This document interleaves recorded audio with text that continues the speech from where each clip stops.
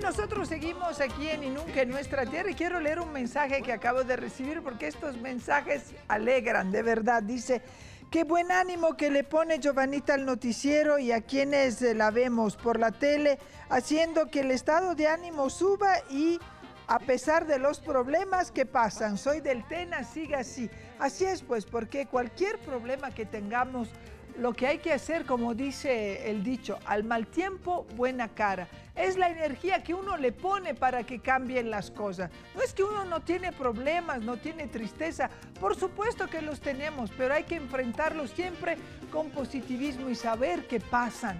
Todas las cosas pasan. Bueno, ahora estoy sentada porque ya está aquí conmigo mi primer invitado y lo saludo con mucho gusto a Mauro Andino, asambleísta provincial de Alianza País por la provincia de Chimborazo. Asambleísta, qué gusto saludarle, bienvenido, gracias por estar aquí con nosotros.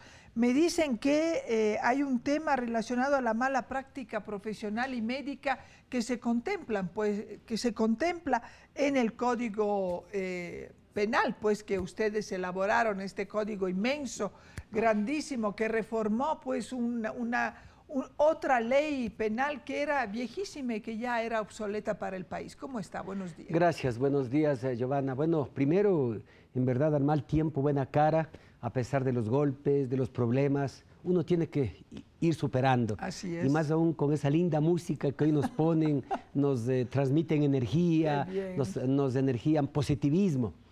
Y ya tratando sobre el tema, Giovanna, usted recordará que cuando la Comisión de Justicia y Estructura del Estado y la Asamblea Nacional debatía sobre el proyecto en ese entonces de Código Orgánico Integral Penal, había muchas voces que se oponían. Claro. Médicos, profesionales de la salud, enfermeras, que distorsionaban la realidad. Se decía que se iba a criminalizar la profesión. Así es, que vamos a criminalizar esa profesión de la salud, que les íbamos a perseguir, que era punitivo, que lo que se quería es simplemente favorecer a las compañías de seguros y una serie de miedos y temores.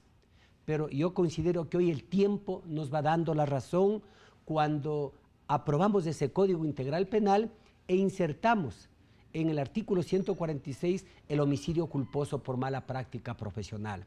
Con esto no quiero decir que todos los médicos sean malos o negligentes o inoperantes o que no actúen con el deber objetivo de cuidado o que intervengan de manera peligrosa o innecesaria. No. Hay la mayoría de médicos, los profesionales de la salud, que actúan con ética, con decencia, con seriedad, con transparencia, pero hay algunos también que hacen lo contrario. Muestra de ello, posiblemente es lo que ocurrió con la ex reina de Durán. La ex reina de Durán se sometió a una intervención quirúrgica, una muchacha joven, muy hermosa, bella, de acuerdo a lo que se le ha visto en los medios de comunicación, pero allí vienen una serie de preguntas. ¿Era necesaria esa intervención quirúrgica? ¿El centro de salud cumplía o no con todos los requerimientos? ¿El quirófano, el instrumental, la medicación? ¿Tenían experiencia en ese centro? ¿Era especialista, por ejemplo, en anestesia? Ah, caramba, el que practicaba la anestesia, ¿era especialista? ¿El cirujano tenía la especialidad o era un médico general? ¿Sí? En fin, una serie de interrogantes que tendrán que irse dilucidando en una indagación previa que precisamente ha llevado a cabo la Fiscalía. Y en esta indagación previa se podrá ya ir determinando con varias diligencias. Ejemplo, revisar el protocolo de autopsia o necropsia para saber en realidad cuál fue la muerte de esa mujer. Hay dos versiones que traen los medios de comunicación. Por un lado se dice que murió con un edema cerebral, por otro lado se dice que fue un paro cardíaco. Habrá que ver en realidad quién tiene la razón. Por otro lado, se tendrá que hacer una inspección a ese centro de salud para verificar lo que al inicio había dicho yo. Receptar las versiones de todo el equipo de profesionales que participaron, ¿sí? Igual, saber la especialidad de ese cirujano y para ello requerimos de las diferentes instituciones que tienen que ver con la salud.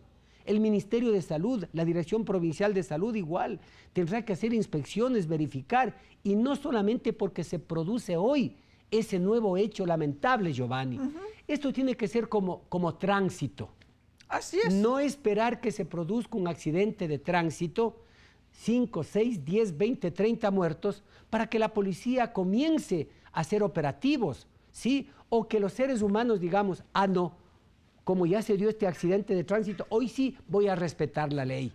Hay que crear una cultura de respeto a la ley en todo sentido. Y una cultura de prevención. De prevención, así tiene que ser en la salud. El Ministerio de Salud, las direcciones provinciales de salud, verificar estos centros de salud, verificar si esos médicos son especialistas que están ofreciendo estos servicios.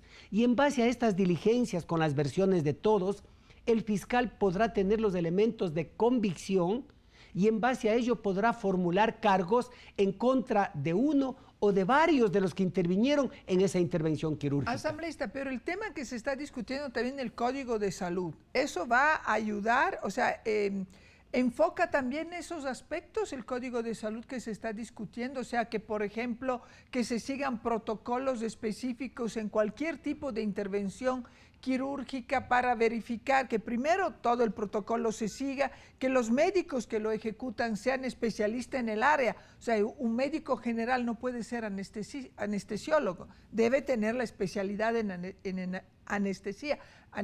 Entonces, digo, ¿el Código de Salud está pensando en esas cosas también? Giovanna, el Código Orgánico Integral Penal en el artículo 146 habla de estos aspectos, que se tiene que verificar, entre otras circunstancias, el cumplimiento de los protocolos, de los reglamentos, de las resoluciones, ordenanzas, ver la especialidad, ver el centro de salud, en fin, una serie de hechos.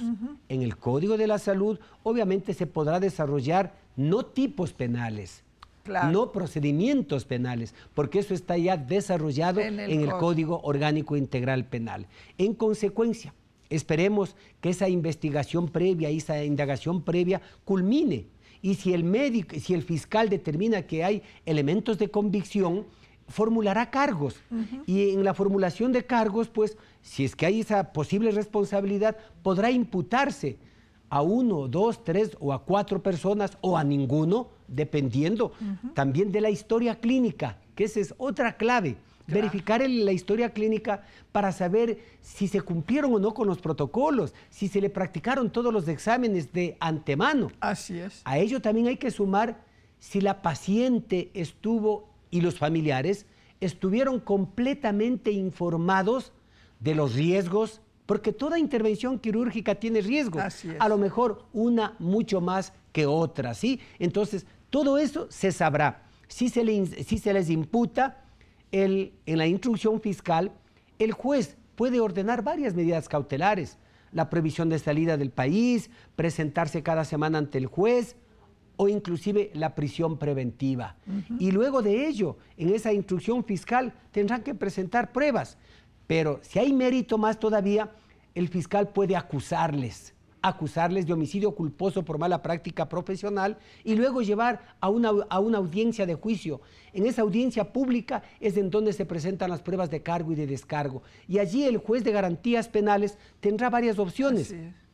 Declararles culpables como autores o cómplices o ratificar la presunción de inocencia.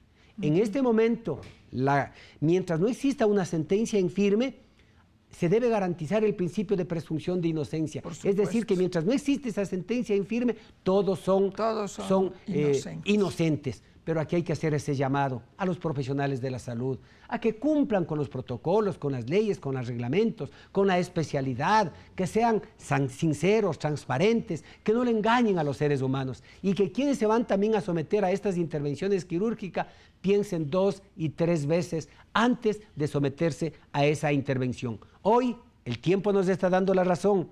El artículo 146 del homicidio culposo por mala práctica profesional o también la disposición que habla de las lesiones, eran necesarias insertarlas y hoy más que nunca, porque de esa manera estamos protegiendo a las víctimas, a sus familiares, sin dejar de lado también a los profesionales de la salud con procedimientos claros. Y para ello, los peritos, Giovanna, los peritos que deben ser especializados en la materia, que es una terna que tiene que enviar el Ministerio de Salud, serán los que clarifiquen y le lleven al fiscal y al juez muchos elementos como para poder en algún momento, si hay mérito, sancionarlos o no.